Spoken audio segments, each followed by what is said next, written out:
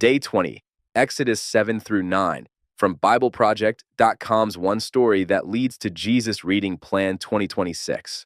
I prefer the NIV translation for its clarity. We finished the first book of the Bible, and now we are in the book of Exodus. The plague of locusts. Then the Lord said to Moses, "Go to Pharaoh, for I have hardened his heart and the hearts of his officials, so that I may perform these signs of mine among them, that you may tell your children and grandchildren how I dealt harshly with the Egyptians and how I performed my signs among them, and that you may know that I am the Lord." So Moses and Aaron went to Pharaoh and said to him, "This is what the Lord, the God of the Hebrews, says. How long will you refuse to humble yourself before me? Let my people go, so that they may worship me. If you refuse to let them go, I will bring locusts into your country tomorrow. They will cover the face of the ground so that it cannot be seen. They will devour what little you have left after the hail, including every tree that is growing in your fields. They will fill your houses and those of all your officials and all the Egyptians, something neither your parents nor your ancestors have ever seen from the day they settled in this land till now." Then Moses turned and left Pharaoh. Pharaoh's officials said to him, "How long will this man be a snare to us? Let the people go, so that they may worship the Lord their God. Do you not yet realize that Egypt is ruined?" Then Moses and Aaron were brought back to Pharaoh. "Go, worship the Lord your God," he said. "But tell me who will be going." Moses answered, "We will go with our young and our old, with our sons and our daughters, and with our flocks and herds, because we are to celebrate a festival to the Lord." Pharaoh said, "The Lord be with you. If I let you go, along with your women and children, clearly you are bent on evil. No, have only the men go and worship the Lord, since that's what you have been asking for." Then Moses and Aaron were driven out of Pharaoh's presence. And the Lord said to Moses, "Stretch out your hand over Egypt so that locusts swarm over the land and devour everything growing in the fields, everything left by the hail." So Moses stretched out his staff over Egypt, and the Lord made an east wind blow across the land all that day and all that night. By morning the wind had brought the locusts. They invaded all Egypt and settled down in every area of the country in great numbers. Never before had there been such a plague of locusts, nor will there ever be again. They covered all the ground until it was black. They devoured all that was left after the hail, everything growing in the fields and the fruit on the trees. Nothing green remained on tree or plant in all the land of Egypt. Pharaoh quickly summoned Moses and Aaron and said, "I have sinned against the Lord your God and against you. Now forgive my sin once more and pray to the Lord your God to take this deadly plague away from me." Moses then left Pharaoh and prayed to the Lord. And the Lord changed the wind to a very strong west wind, which caught up the locusts and carried them into the Red Sea. Not a locust was left anywhere in Egypt. But the Lord hardened Pharaoh's heart, and he would not let the Israelites go.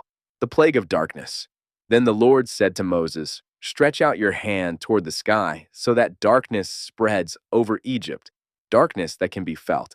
So Moses stretched out his hand toward the sky, and total darkness covered all Egypt for 3 days. No one could see anyone else or move about for 3 days. Yet all the Israelites had light in the places where they lived. Then Pharaoh summoned Moses and said, "Go, worship the Lord. Even your women and children may go with you. Only leave your flocks and herds behind." But Moses said, "You must allow us to have sacrifices and burnt offerings to present to the Lord our God. Our livestock too must go with us. Not a hoof is to be left behind. We have to use some of them in worshiping the Lord our God. And until we get there, we will not know what we are to use to worship the Lord." But the Lord hardened Pharaoh's heart, and he was not willing to let them go. Pharaoh said to Moses, "Get out of my sight. Make sure you do not appear before me again. The day you see my face, you will die." "Just as you say," Moses replied. "I will never appear before you again." Now the Lord had said to Moses, "I will bring one more plague on Pharaoh and on Egypt. After that, he will let you go from here, and when he does, he will drive you out completely. Tell the people that men and women alike are to ask their neighbors for articles of silver and gold." The Lord made the Egyptians favorably disposed toward the people, and Moses himself was highly regarded in Egypt by Pharaoh's officials and by the people. So Moses said, "This is what the Lord says. About midnight I will go throughout Egypt. Every firstborn son in Egypt will die, from the firstborn son of Pharaoh, who sits on the throne, to the firstborn son of the female slave, who is at her handmill, and all the firstborn of the cattle as well. There will be loud wailing throughout Egypt, worse than there has ever been or ever will be again. But among the Israelites not a dog will bark at any person or animal. Then you will know that the Lord makes a distinction between Egypt and Israel.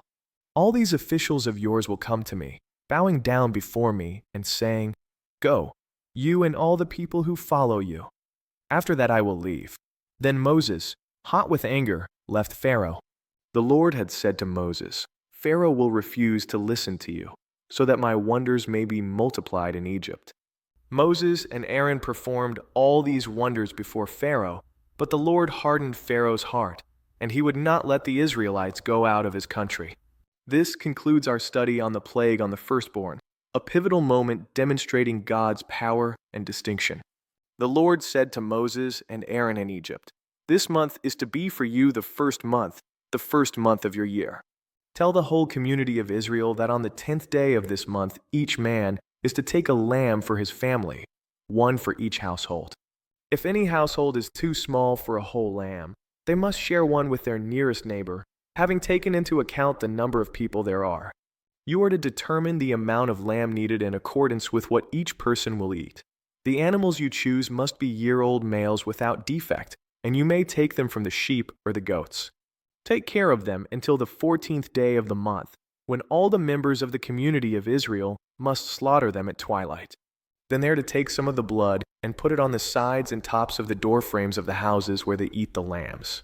That same night they are to eat the meat roasted over the fire, along with bitter herbs, and bread made without yeast. Do not eat the meat raw or boiled in water, but roast it over a fire, with the head, legs, and internal organs. Do not leave any of it till morning. If some is left till morning, you must burn it. This is how you are to eat it, with your cloak tucked into your belt, your sandals on your feet, and your staff in your hand. Eat it in haste. It is the Lord's Passover. On that same night I will pass through Egypt and strike down every firstborn of both people and animals, and I will bring judgment on all the gods of Egypt. I am the Lord. The blood will be a sign for you on the houses where you are, and when I see the blood, I will pass over you. No destructive plague will touch you when I strike Egypt. This is a day you are to commemorate. For the generations to come you shall celebrate it as a festival to the Lord, a lasting ordinance. For 7 days you are to eat bread made without yeast. On the first day remove the yeast from your houses, for whoever eats anything with yeast in it from the first day through the 7th must be cut off from Israel. On the first day hold a sacred assembly, and another one on the 7th day. Do no work at all on these days, except to prepare food for everyone to eat. That is all you may do. Celebrate the festival of unleavened bread, because it was on this very day that I brought your divisions out of Egypt. Celebrate this day as a lasting ordinance for the generations to come. In the first month you are to eat bread made without yeast, from the evening of the 14th day until the evening of the 21st day. For 7 days no yeast is to be found in your houses. And anyone, whether foreigner or native-born, who eats anything with yeast in it must be cut off from the community of Israel. Eat nothing made with yeast. Wherever you live, you must eat unleavened bread. Then Moses summoned all the elders of Israel and said to them, "Go at once and select the animals for your families and slaughter the Passover lamb. Take a bunch of hyssop, dip it into the blood in the basin, and put some of the blood on the top and on both sides of the doorframe. None of you shall go out of the door of your house until morning. When the Lord goes through the land to strike down the Egyptians, he will see the blood on the top and sides of the doorframe and will pass over that doorway, and he will not permit the destroyer to enter your houses and strike you down.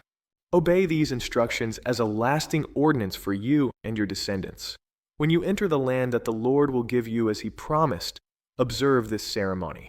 And when your children ask you, 'What does this ceremony mean to you?' then tell them, 'It is the Passover sacrifice to the Lord, who passed over the houses of the Israelites in Egypt and spared our homes when he struck down the Egyptians.' Then the people bowed down and worshipped. The Israelites did just what the Lord commanded Moses and Aaron. That's it for today. Drop day 20 in the comments so I know you were here. Please remember to read Psalm 20 before tomorrow. Turn on notifications so you don't miss day 21. We're doing this together all year long. See you tomorrow.